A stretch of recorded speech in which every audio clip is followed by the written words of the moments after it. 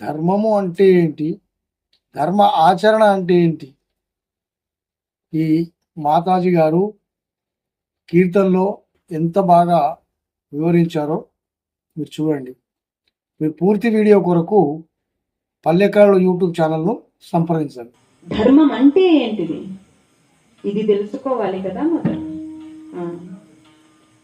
మన ధార్మిక ఆచరణ ఏ విధంగా ఉండాలి అంటే సమాజంలో చక్కటి పరివర్తన తెచ్చే ఆచరణ ఉండాలి. దానికి ధార్మిక ఆచరణ అని అంటారు. పిల్లలు విచ్చలవిడితనంలో ఉంటే అది ఏ విధంగా ధర్మం అవుతుంది? తల్లిదండ్రులు విచ్చలవిడితనంగా ఉంటే అది ఏ విధంగా ధర్మం అవుతుంది?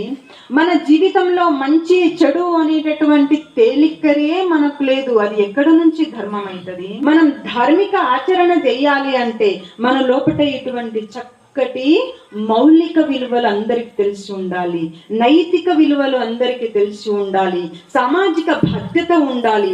సమాజంలో నేను అందరితో కలిసి మెలిసి ఉంటున్నా, ఎవరితో ఎట్లా మిగలాలి, ఎవరితో ఏ విధంగా ఉండాలి, ఎక్కడ ఏ విధంగా కూర్చోవాలి, ఎలా లేవాలి, ఎట్లా ఉండాలి, ప్రతి ఒక్క